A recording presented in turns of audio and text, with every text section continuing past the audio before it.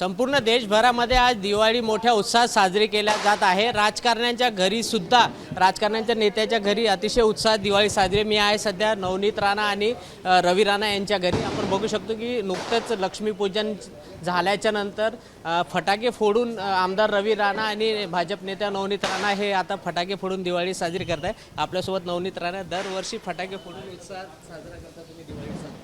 हां, खूप जास्त नाही, पण जे परंपरा आहे आणि ज्या पद्धतीने परंपराला आपण जपलं पाहिजे आणि ती परंपरा आम्ही जपून राहिलो आहे। कारण वनवासानंतर जेव्हा हा उत्सव त्या गावामध्ये साजरा होत होता आणि ज्या पद्धतीने परंपरा होती, लक्ष्मी माताची पूजा करायची, सगळे ठिकाणी दिवे लावायचे आणि ही संस्कृती खूप वर्षापासून आम्ही जे आमचे आई वडिलांपासनं आजी आजोबांपासनं पाहत आहे आणि आमची येणारी जी पिढी आहे ती ही परंपरा पुढे नेला पाहिजे आणि आपली संस्कृती, आपली पद्धत, आपली सगळ्या गोष्टी ते पुढे नेला पाहिजे। त्याच्याकरिता आम्ही काही वर्षापासून आमचे आईवडिलांनी आम्हाला हे शिकवलं आहे। तर मला असं वाटते की त्याच्यात आनंद, सगळे एकत्रित येतात, ठिकाणी लाईटिंग असतात, फटाके असतात, पण आम्ही ते साजरा करत असतो, पण थोडासा कमी पॉल्युशन थोडासा पाहून आपण सगळी गोष्टी नेहमी केलेल्या आहे।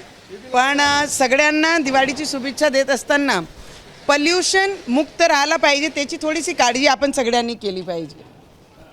सोबत आमदार रवी राणा आहे, आपण त्यांच्याशी बोलूया। कुष्ठरोग सोबत पण तुम्ही सकाळी दिवाळी साजरी केली, आता पारंपरिक पद्धतीने साजरी? बिलकुल। आता संध्याकाळी 8 वाजेपर्यंत प्रत्येक स्लम भागामध्ये, गावामध्ये आज दिवाळीच्या दिवशीसुद्धा आम्ही किराणा वाटला आणि सकाळी 9 वाजतापासून कुष्ठरोगी, अपंग, मतिमंद, दिव्यांग या सगळ्यांसोबत आम्ही दिवाळी साजरी केली। हजारोच्या संख्येमध्ये ज्यांच्या आनंदामध्ये आमचा आनंद साजरा करून, खरी दिवाळी काय असते, दुसऱ्याच्या आनंदामध्ये आपला आनंद साजरा करणे हीच दिवाळी असते।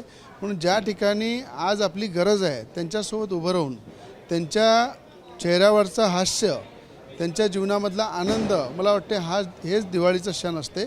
तो आम्ही गेल्या अनेक वर्षापासून करत आहे, नेहमी करत राहू आणि मला वाटते दिवाळी हा सण जरी आपण दिवाळी म्हणून साजरा करतो, प्रत्येकाच्या जीवनामध्ये कशी आनंद राहील, कसं त्यांच्या सुख समृद्धी, त्यांच्या सगळ्या जीवनामधल्या इच्छा आकांक्षा लक्ष्मीमाता पूर्ण करो, हीच लक्ष्मीमाताला मी प्रार्थना करतो।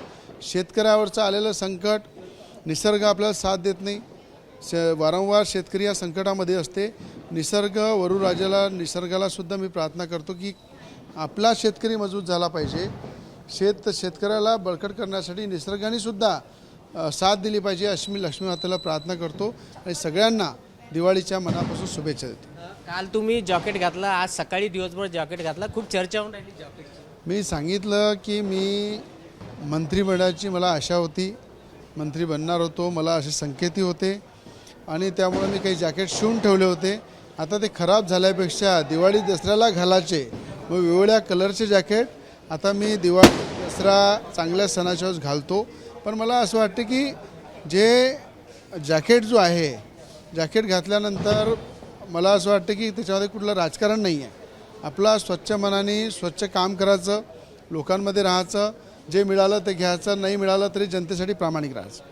हे होते राणा दाम्पत्य जे मोठ्या उत्साहामध्ये दिवाळी साजरी करत आहे। कॅमेरामॅन अमोल देशमुखचा प्रणय निर्माण, एबीपी माझा, अमरावती। एबीपी माझा, उघडा डोळे बघा नीट।